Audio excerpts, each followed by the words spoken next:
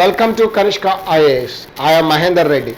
మనం ఈరోజు కరెంట్ అఫైర్స్లో భాగంగా వివిధ దినపత్రికలలో వచ్చిన ముఖ్యమైన వార్తల్ని మనం పరిశీలిద్దాం. అందులో మొట్టమొదటిది పెస్టిసైడ్స్ అనేది ఒకటి రాశాను. దీని గురించి వివరంగా మీకు చెప్పడానికి ముందు ఈ యొక్క శ్రీలంక అనేది దక్షిణాసియా దేశాలలో ఒకటి.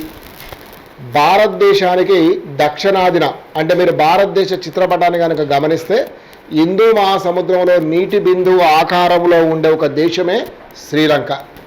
ఈ శ్రీలంక ఈనాడు ఆహార ధాన్యాల విషయంలో వార్తల్లోకి వచ్చిందనేది మనకు తెలిసిందే. ప్రత్యేకించి ఆహార ధాన్యాల విషయంలో రెండు యాంగిల్స్ వచ్చాయి ఇక్కడ.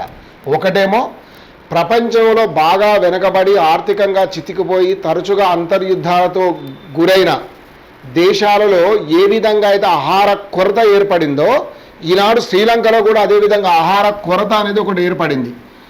రెండవ విశేషమైనది ఏంటంటే ఆహార కొరత ఒకవైపు మనకు కనిపిస్తున్న అంతర్జాతీయ మీడియా మరియు ఈ యొక్క ఫర్టిలైజర్ అండ్ పెస్టిసైడ్స్ కంపెనీస్ ఏవైతే ఉన్నాయో, పురుగు మందులు కానీ లేకపోతే ఈ యొక్క కెమికల్తో తయారు చేసిన ఎరువుల కంపెనీలు కానీ మల్టీనేషనల్ కంపెనీస్ వాళ్ళందరూ అంటున్నది ఏంటంటే ఈనాడు శ్రీలంక తీసుకున్న ఒక నిర్ణయమే ప్రధానమైన కారణం కొరతకు. దేనికి? ఆహార ధాన్యాల కొరతకు.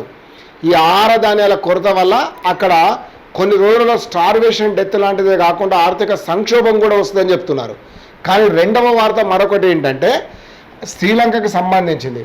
ప్రపంచంలోనే మొట్టమొదటగా ఈ యొక్క పురుగు మందులు రసాయనిక ఎరువులను నిషేధించిన మొదటి దేశం ఏదైనా ఉంటే అది శ్రీలంక. దాన్నే మనం ఈరోజు అనాల్సింది ఏంటంటే ఈ యొక్క పెస్టిసైడ్స్ మరియు ఈ యొక్క ఫర్టిలైజర్స్ నిషేధించిన దేశం. అందుకే వీళ్ళు ఆర్గానిక్ ఫార్మింగ్ వైపు వెళ్తున్న మొదటి దేశం. ఏదో ఒక జిల్లా, ఒక రాష్ట్రం, ఒక ప్రాంతం, ఒక రైతు కుటుంబం మాత్రమే ఆర్గానిక్ చేసే ఈ రోజులలో దేశం మొత్తమే ఆర్గానిక్ ఫార్మింగ్ వైపు వెళ్తూ ఉండడం మాత్రం ఒక విశేషం. వాస్తవంగా మొత్తం శ్రీలంకను కనుక మీరు ఒక యూనిట్గా అగ్రికల్చర్ దేశమే కాబట్టి తీసుకుంటే క్రమంగా ఇక్కడ భూసారం తగ్గిపోయి పండిన పంటలలో నాణ్యత కూడా తగ్గుతూ అనేక మంది వ్యాధిగ్రస్తులు అవుతున్నది మనం చూస్తూనే ఉన్నాం. ప్రత్యేకించి ఇక్కడ జరిపిన సర్వే ప్రకారం గత 20 ఏళ్లలో దాదాపు 4 లక్షలకు పైగా కిడ్నీ వ్యాధిగ్రస్తులు గాను 20,000కు పైగా ఈ కిడ్నీ వ్యాధి వల్ల మరణించిన వాళ్ళందరూ కూడా కారణం ఇక్కడ ఉపయోగిస్తున్న ఫర్టిలైజర్స్ అండ్ పెస్టిసైడ్స్. దీన్ని గమనించి శ్రీలంక అధ్యక్షుడు రాజపక్షే గారు ఈ యొక్క మే 6, 2021 తీసుకున్న నిర్ణయం ఏంటంటే ఈ యొక్క ఫర్టిలైజర్ అండ్ పెస్టిసైడ్స్ నిషేధం. దీంతో ఆర్గానిక్ వైపు వెళ్తున్నాం. వాస్తవమే కొన్ని సంవత్సరాల కాలం పాటు ఒక నేలపైన ఒకే రకమైన ఎరువులను ఉపయోగిస్తూ పంటలు పండించడం వల్ల భూసారం తగ్గుతుంది. తిరిగి మనం ఆర్గానిక్ వైపు వచ్చినప్పుడు కనీసం 2 లేదా 3 సంవత్సరాల కాలం పాటు ఈ యొక్క ఆహార ధాన్యాల లేదా ఇతర పంటల ఉత్పత్తుల్లో కూడా తగ్గుదలనే ఉంటుంది. మళ్ళీ 2-3 సంవత్సరాలు అయిన తర్వాత ఆ యొక్క భూమి సారవంతమైనక సాధారణమైన స్థితికి అది చేరుకుంటుంది. ఈనాడు కొంతమేరకు సంక్షోభం ఉన్నది వాస్తవమే. అయినా త్వరలోనే వరల్డ్ మార్కెట్లో అంటే ప్రపంచ మార్కెట్లోకి శ్రీలంకలో ఉత్పత్తి అయిన ఆర్గానిక్ ఉత్పత్తులు మొత్తం కూడా వరల్డ్ మార్కెట్ను ముంచెత్తడం మాత్రం చాలా జరగబోయే విషయంగా మనం పరిగణలోకి తీసుకోవచ్చు. రెండవది ఇది మాత్రమే కాక సెప్టెంబర్ 22న యునైటెడ్ నేషన్స్ సర్వసభ్య సమావేశంలో ఈ యొక్క రాజపక్ష గారు అంటే శ్రీలంక అధ్యక్షుడు రాజపక్ష గారు ప్రసంగిస్తూ త్వరలోనే తన దేశం ఆర్గానిక్ ఉత్పత్తులు సేంద్రియ వ్యవసాయ ఉత్పత్తుల దేశంగా మారబోతుంది అని చెప్పడం మాత్రం జరిగింది. దాంతోపాటుగా వాస్తవంగా మరొకటి ఏంటంటే తేయాకు అంటే ప్రపంచంలో పండే పంటలలో అత్యధికంగా ఎగుమతి అయ్యే వాటిలో తేయాకు 2వ స్థానం కూడా. అలాంటి తేయాకు ఒకప్పుడు శ్రీలంకలో ఒక ఎకరాకు 400 నుంచి 500 కేజీల ఉత్పత్తి జరిగేది. క్రమంగా ఈ ఫెర్టిలైజర్స్ వాడడం వల్ల భూసారం తగ్గిపోవడం, నేలకోత జరగడం, తత్ఫలితంగా ఈనాడు 150 కేజీలకు కూడా ఉత్పత్తి జరగడం లేదు. తిరిగి అది సారవంతమైన తర్వాత మళ్ళీ అదే స్థాయికి చేరడమే కాక ఆర్గానిక్ తేయాకు వల్ల ఆ దేశానికి విపరీతమైన లాభం కూడా కలిగే అవకాశం ఒకటి ఉందని మనం గుర్తించాలి. సో మొత్తం రాబోయే 2-3 సంవత్సరాల కాలం మనం ఎక్కువగా చెప్పినా కనీసం రాబోయే దశాబ్ద కాలంలో మాత్రం ప్రపంచ మార్కెట్లో శ్రీలంక ఆర్గానిక్ ఉత్పత్తులు అనేటివి మాత్రం ఒక ప్రపంచాన్ని సృష్టిస్తాయని మాత్రం మనం నమ్మవచ్చు. ఇక రెండవ దానికి వచ్చే వరకు ఈరోజు మలేరియాకు సంబంధించిన ఒక వార్తను మనం పత్రికల్లో చూసాం. దీన్ని మనం కరెంట్ అఫైర్స్లో భాగంగా కొంతమేరకు పరిశీలిద్దాం. సో ఈ మలేరియా అనేది ప్రత్యేకించి ఉష్ణమండల దేశాలలో చాలా ఎక్కువగా దక్షిణ అమెరికా కానీ, ఆఫ్రికా కానీ, ఆసియా ఖండంలో కానీ, ప్రత్యేకించి మన భారతదేశం వంటి వాటిలో ఇది ఎక్కువగా కనిపిస్తుంది. దీనివల్ల మరణాలు ఉన్నాయా అంటే పెద్దవారిలో మరణాల సంఖ్య స్వల్పమే అయినా 5 సంవత్సరాల లోపున్న పిల్లల్లో మాత్రం మలేరియా వల్ల కొన్ని మరణాలు ఈనాటి కూడా జరుగుతూనే ఉన్నాయి. అందుకని తొలిసారిగా ఈ యొక్క వరల్డ్ హెల్త్ ఆర్గనైజేషన్ వారి యొక్క నివేదికలు కనుక చూస్తే ప్రతి సంవత్సరం 2 నుంచి 3 కోట్ల మందికి ప్రపంచవ్యాప్తంగా ఈ యొక్క మలేరియా జ్వరం, దీని కారణంగా 4 లక్షల మంది యొక్క మరణం, అందులో దాదాపు 2.68 లక్షల మంది 5 సంవత్సరాల లోపున్న బాలికలే మరణిస్తున్నారని చూసాం. మరి ఈ యొక్క వ్యాధి రావడానికి అంటే మలేరియా జ్వరం రావడానికి కారణం ఏమిటి అంటే అనాఫిలిస్ అని పిలువబడే ఒక ఆడదోమ కాటు వల్ల వస్తుంది. సాధారణంగా జనరల్గా మనం వ్యాధులు కనుక చూస్తే మానవుడికి వచ్చే వ్యాధులలో అత్యధికం వైరస్ లేదా బ్యాక్టీరియాలో వస్తాయి. కానీ ఈ మలేరియా అనేది బ్యాక్టీరియా వైరస్ కాకుండా ప్రోటోజోవా వల్ల వస్తుంది. ఇది ఒక అరుదైన వ్యాధి అని కూడా మనం చెప్పుకోవచ్చు. సో ప్రోటోజోవా, అందులో ప్రత్యేకించి దాని పేరు ఏమంటామంటే ప్లాస్మాడియం ఫాల్సిఫరమ్ అని పిలువబడే ఒక ప్రోటోజోవా ద్వారా ఈ యొక్క వ్యాధి అనేది రావడం జరుగుతుంది. దాన్ని నిర్మూలించడం కోసం ఈనాడు గ్లాస్కో కంపెనీ వారు, GIS అంటే లండన్ బేస్డ్గా, ఇంగ్లాండ్ బేస్డ్గా ఉన్న గ్లాస్కో కంపెనీ వాళ్ళు భారతదేశంలో ఉన్న బయోటెక్ వారితో కూడా ఒప్పందాన్ని చేసుకొని త్వరలోనే ఈ యొక్క మస్కిరిక్స్ అని పిలువబడే ఒక టీకాను, మలేరియా టీకాను అందజేయబోతున్నారు. ఇది 6 వారాల నుంచి 1.5 సంవత్సరాల లోపున్న పిల్లలకు ఇది ఇవ్వడం వల్ల దాదాపు 39% వ్యాధి నుంచి అంటే 39% పిల్లలకు ఈ మలేరియా రాకుండా అరికట్టిన వాళ్ళ మాత్రం అవుతాం. అంటే కంపారిటివ్ ఒక టీకా ఇచ్చిన తర్వాత దాని రిస్క్ ఫ్యాక్టర్ నుంచి సేవ్ చేయబడుతున్న వారి సంఖ్య 39% బహు స్వల్పంగా కనిపించినప్పటికీ కూడా కనీసం అత్యధికంగా వ్యాధి ఉన్న ప్రాంతాలలో, ముఖ్యంగా ఆఫ్రికా మరియు దక్షిణ అమెరికా లాంటి వెనకబడిన దేశాలు, ప్రత్యేకించి భారతదేశంలో కూడా ఆదివాసీలు నివాసం ఉండి కనీస మౌలిక సదుపాయాలు లేని ప్రాంతాలలో ఇది చాలా పెద్ద మొత్తంలోనే వాళ్ళ జీవితాలను సేవ్ చేస్తున్న దానిగా మనం భావించవచ్చు. So world health organisation, government of India వీరందరినీ పరిగణలో కనుక తీసుకుంటే త్వరలోనే 1-2 నెలల్లోనే ఇది ప్రపంచ మార్కెట్లోకి రావడం అనేది జరుగుతుంది అన్నది మనం చూసాం. నెక్స్ట్ మరొక వార్తను కనుక మనం తీసుకుంటే ఈరోజు వరల్డ్ ఇంటర్నెట్కు సంబంధించిన ఒక వార్త చూసాం.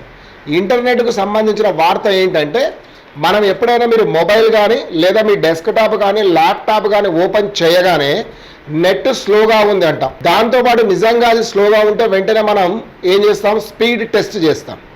ఈ స్పీడ్ టెస్ట్ ప్రస్తుతం ఉన్న సిద్ధాంతం ఏదైతే థియరీ ఉందో ఆ థియరీ ఆధారంగా ప్రపంచవ్యాప్తంగా తీసుకున్న గణాంకాలను పరిశీలిస్తే ప్రపంచంలో అత్యధికంగా స్పీడ్ నెట్ ఉన్న దేశం ఈనాడు సింగపూర్ అని చెప్పుకోవచ్చు.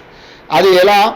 సింగపూర్ అంటే 262.2 మెగాబైట్స్ ఫర్ సెకండ్స్ స్పీడ్ తోటి వస్తుంది. ఇది నేను చెప్తుంది డెస్క్టాప్ అండ్ ల్యాప్టాప్. సాధారణంగా డెస్క్టాప్ కానీ ల్యాప్టాప్ కానీ కేబుల్తో కనెక్ట్ అయి ఉంటాయి కాబట్టి దీని యొక్క స్పీడ్ అత్యధికంగా ఎక్కడుందంటే సింగపూర్. రెండవది హాంకాంగ్, అదేవిధంగా 10వ స్థానంలో ఫ్రాన్స్ ఉంది.